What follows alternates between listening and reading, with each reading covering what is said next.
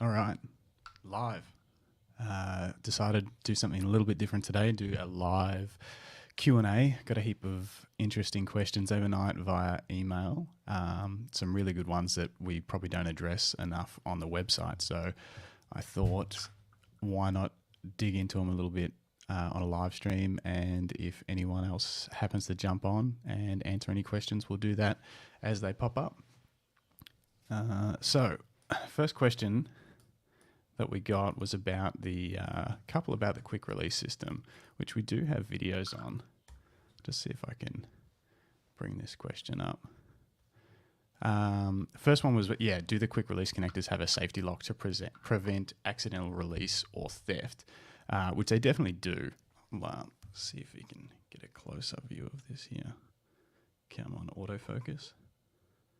So you can see there, that's the little safety lock. I'll grab one that's not attached to a strap, so you can see that little safety lock there is loose, and then when you clip it, can't do this too easily facing the camera. When you clip it in, you can no longer open up the wire gate, and they lock quite tightly. And then wire gate is releasable. Even when the lock isn't engaged, it's really tough to accidentally disconnect these. The gate sort of has a good bit of pressure on it, and when the webbing is in there, it's almost impossible to accidentally release it anyway. But for theft purposes and just for peace of mind with expensive gear, having that lock was something we wanted to incorporate in the design from day one. Next question was, again on quick release,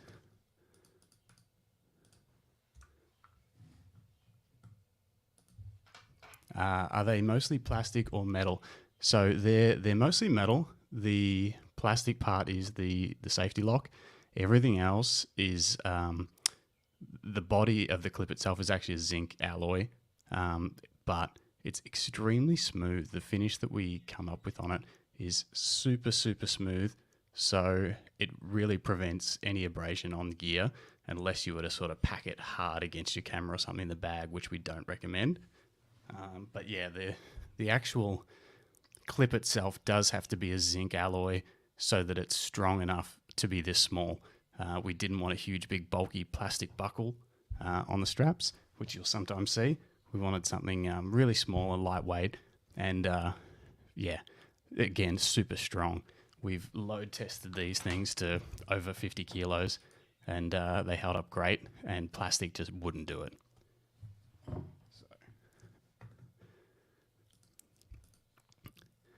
Yeah, will that clip scratch my camera? It could if you packed it into your bag and say went for a big hike or something like that and had it pushed up hard against an LCD screen and then it was rubbing. It could scratch it. So could plastic, honestly. So could a lot of other things in your camera bag. So you do need to be careful to make sure that you pack it so that it's either pushing against something rubberized like the grip, or that it's not actually pushing against anything. It's kind of tucked away in a pocket just next to the camera. That's what we prefer if possible. But yes, and some people even like to remove the straps. I mean, they're quick release, take them off really fast and just tuck it into a different pocket. Depends on how you like to shoot, but I often remove my strap because sometimes I use a wrist strap, sometimes neck strap. So it just depends on what you prefer. But yeah, you do need to be a little bit careful to make sure with any gear that you don't pack it hard up against like an LCD screen or an unprotected lens or something like that. What other questions do we have here? So this was a good one leading on from quick release that we probably don't address well enough on the website is, so if they've got quick release ends, how do they adjust and how much adjustment do you have? So what I'll do, I'll show you on here. Basically, you'll notice other camera straps might have a big adjustment buckle on the strap itself. and it'll go up and down the body of the strap. That was something that we wanted to avoid. Having no hardware on the body of the strap is really important for comfort, so you don't have this big clip going over your shoulder and that sort of thing. So what we did instead was build the adjustment into the clip itself. So the clip can slide up and down. Come on, autofocus. Up and down the webbing like so. And because the webbing goes through the camera and attaches to the clip, then when you slide the clip up and down, you're shortening the webbing. I'll put the strap on so you can see what it's like when it's on a human.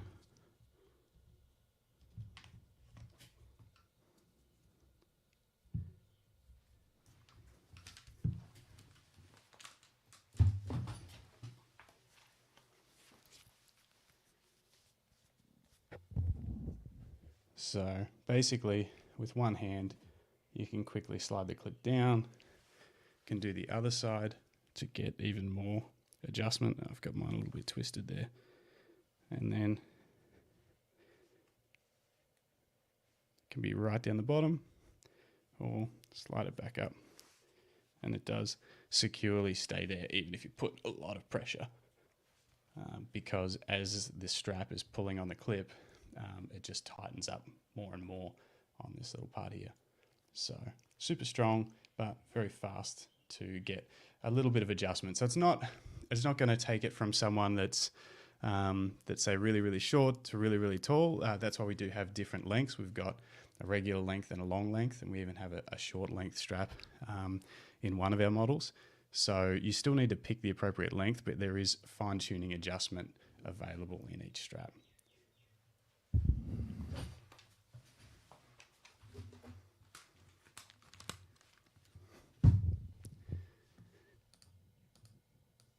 All right. And yeah, so basically how much adjustment do I have with the length of, say, small versus regular? It's the same length of adjustment no matter which strap you choose. We have the same adjustment length on it.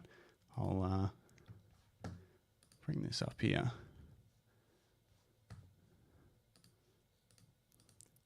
So let's have a look at our smaller strap, the Simple 20, because it does have 3 lengths available. So we've got this table on the product page under details and sizing. There's a table here that has the short length, regular length, and long length. And we've got this wearable length, which is basically the length of the strap once it's attached to the camera. And typo there, but that's supposed to be 90.5 to 103 centimeters, 104.5 to 117 centimeters, and 129.5 to 142 centimeters. So they're the ranges of length that you'll get out of each strap once it's attached to the camera. One way, if you're not sure, one way that you can figure it out is to try and mock up the length of the camera strap attached to your camera before you order. So you could do that by either using a strap you've already got and adding a little bit of extra like string or something to it. Obviously don't be careful with your camera while it's hanging by a piece of string, but just if there's something that you can do to kind of mock up the perfect length and then measure that either with a soft tape measure or take it off your camera and lay it out flat and measure it with a tape measure, you'll know hopefully what your ideal length is for carrying. We recommend across your body, but depending on how you want to carry it. All right.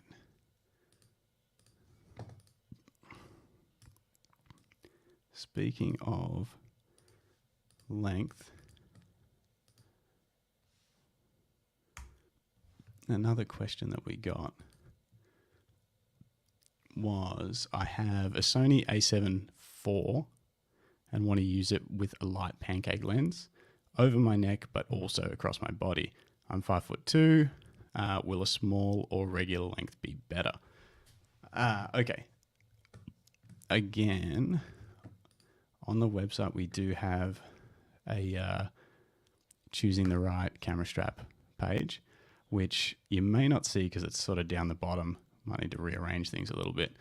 But we've got a few of us just took a heap of photos with different camera straps on, and we've got our heights and stuff there as well.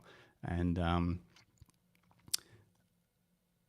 there is one here, basically, of Laura, who's a very similar height, also about 5'2", with the regular length adjusted fairly. I think she would have it adjusted as short as possible, but at that length, it's possible to be a neck strap, although it will hang sort of a bit lower than maybe what you might be used to.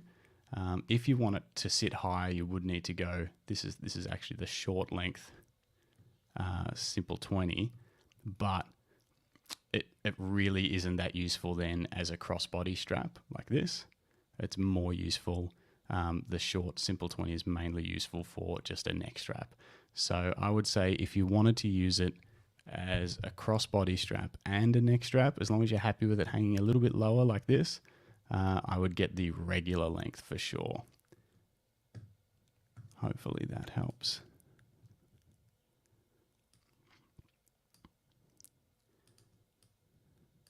This question was about the Simple 20.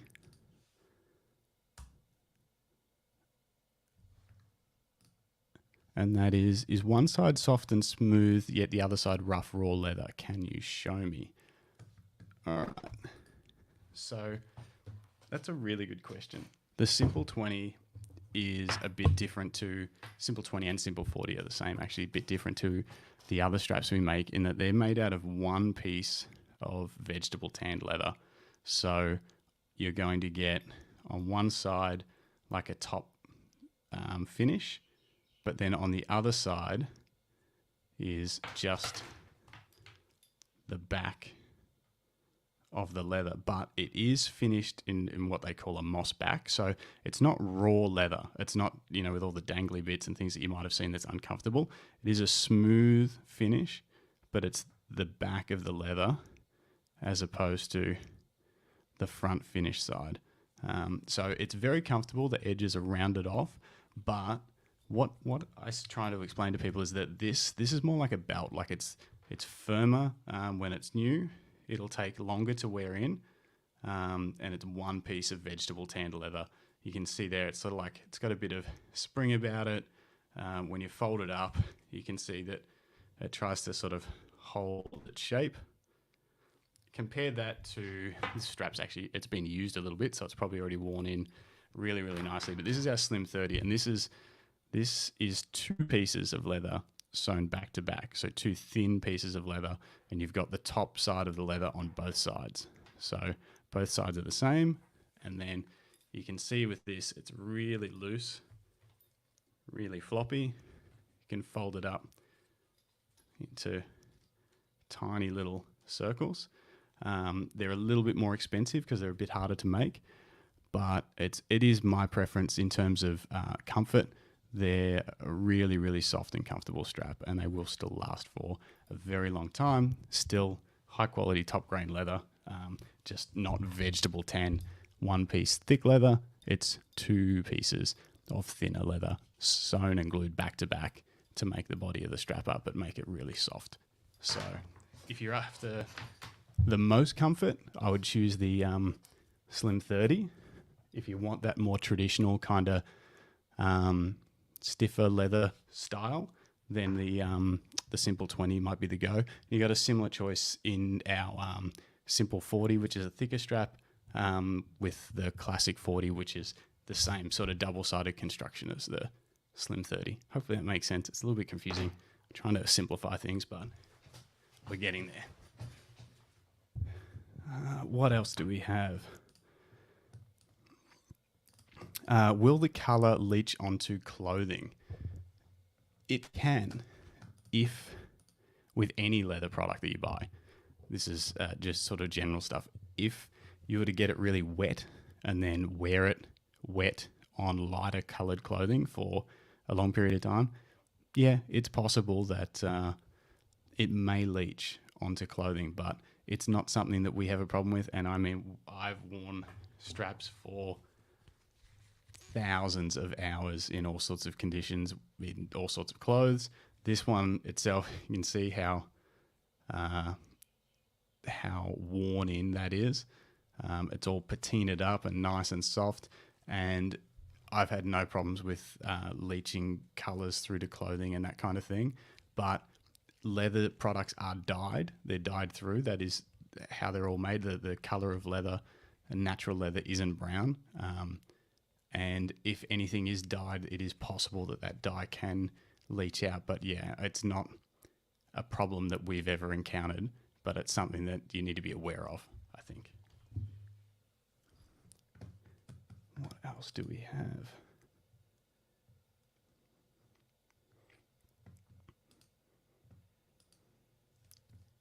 We get quite a few questions about putting logos onto straps.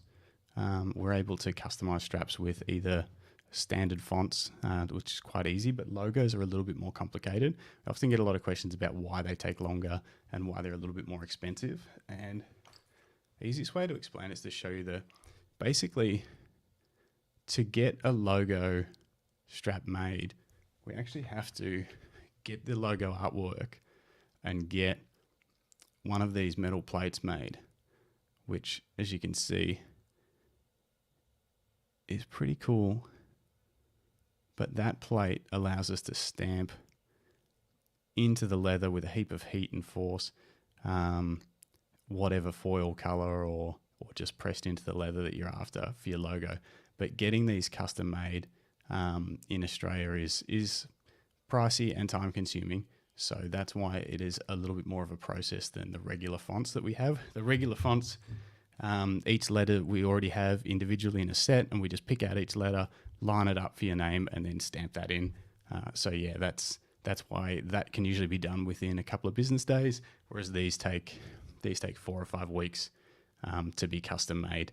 But the finished product is pretty cool. It's the same process we use to make the Canon R5 limited edition straps.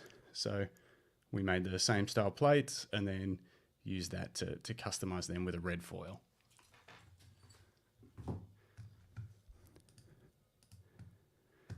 Can we customize a strap to a color scheme we choose? Kind of.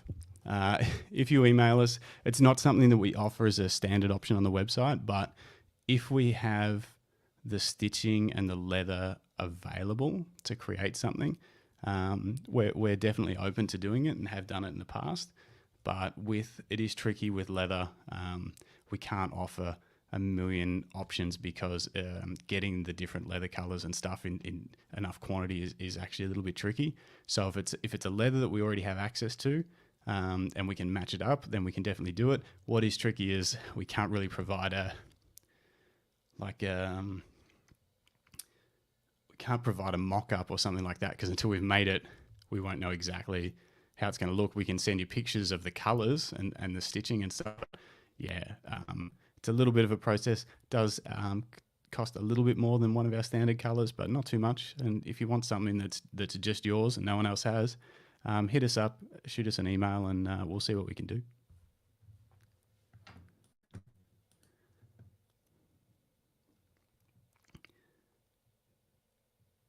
I think that was basically everything we had for today. Depending on how this goes, I might do some more of these, try and get a few more questions documented, and then start pumping out some YouTube videos to hopefully make the ordering process and everything a little bit clearer for things like custom straps.